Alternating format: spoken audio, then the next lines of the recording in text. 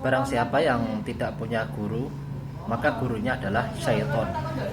Malla syaikholahu fasyaikuhu syaiton. Ini sebuah komen yang dia ini memaksa saya untuk membalasinya. Saya tidak tahu komen dia, tapi dia terus menyepam komen di konten saya sehingga saya dengan terpaksa harus menanggapinya. Malla syaikholahu fasyaikuhu syaiton. Barang siapa yang tidak punya guru, maka gurunya adalah syaiton. Dan ini ada beberapa kejanggalan.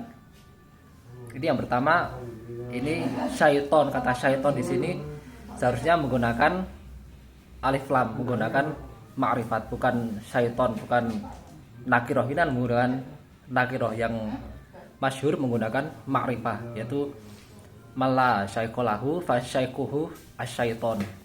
Dan itu yang lebih tepat. Tapi yang jelas ini bukan hadis. Ini tidak tahu ini perkataan siapa, tapi ini masyhur di internet. Tapi itu perkataan siapa itu tidak penting. Yang penting adalah saya akan bahas, menguraikan perkataan ini, muqawalah ini. Itu barang siapa yang tidak berguru kepada, barang siapa yang tidak punya syekh. Nah, kata siapa yang tidak punya syekh, tidak punya guru. Dah, yang dimaksud tidak punya guru itu siapa? Nah, itu kalian harus bisa menilai, bisa membidik siapa yang tidak punya guru itu siapa.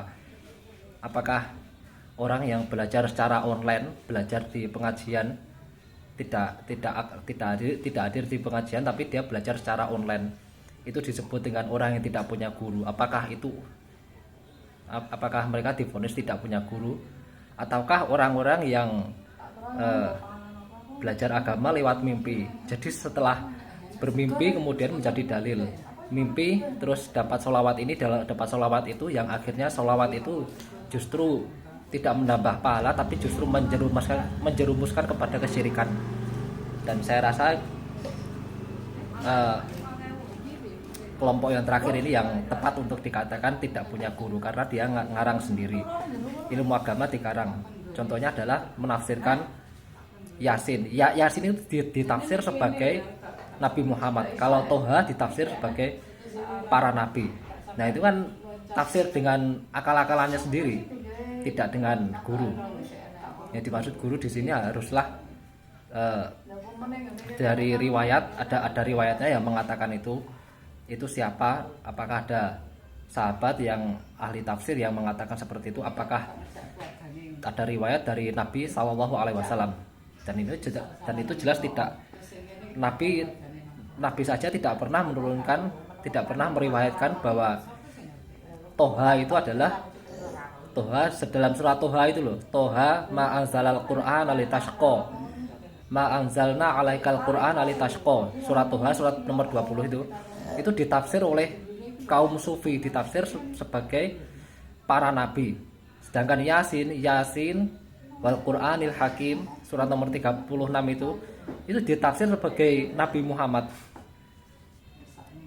Nah, itu kan salah satu contoh yang tidak berguru seperti itu.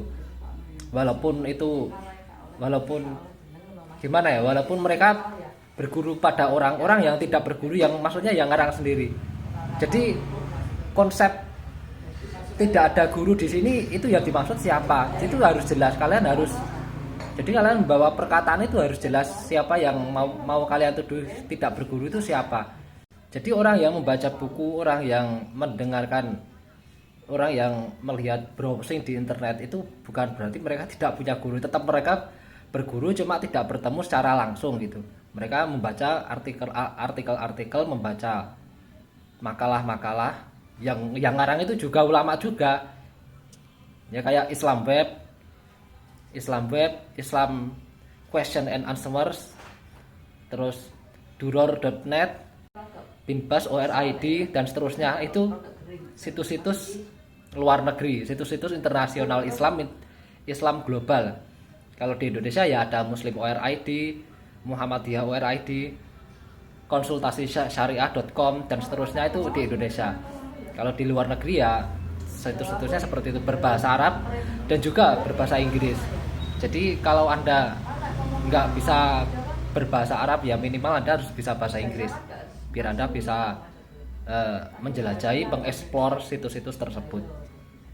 Jadi kesimpulannya, hasilnya orang yang belajar di internet sama orang yang mengaji ke guru yang benar seperti di Universitas Madinah itu hasilnya juga sama.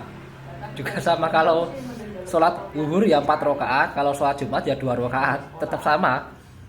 Terus mereka tidak melakukan amalan bid'ah. Ya bedanya dengan ahli bid'ah ya mereka mengaku punya guru padahal dari gurunya sudah sesat. Ya kalau gurunya sudah sesat ya otomatis dia sesat juga karena dia fotokopinya gitu. Jadi gimana ya, menguraikan ini harusnya ya sebenarnya bukan suatu yang sulit sih menguraikan hal ini ya, hanya saja kalian butuh ya sebenarnya bukan terlalu tidak dibutuhkan kecerdasan yang luar biasa, tidak. Kalian harusnya sedikit berpikir, sedikit menggunakan akal itu kalian sudah bisa menghindari narasi-narasi yang gak benar seperti ini.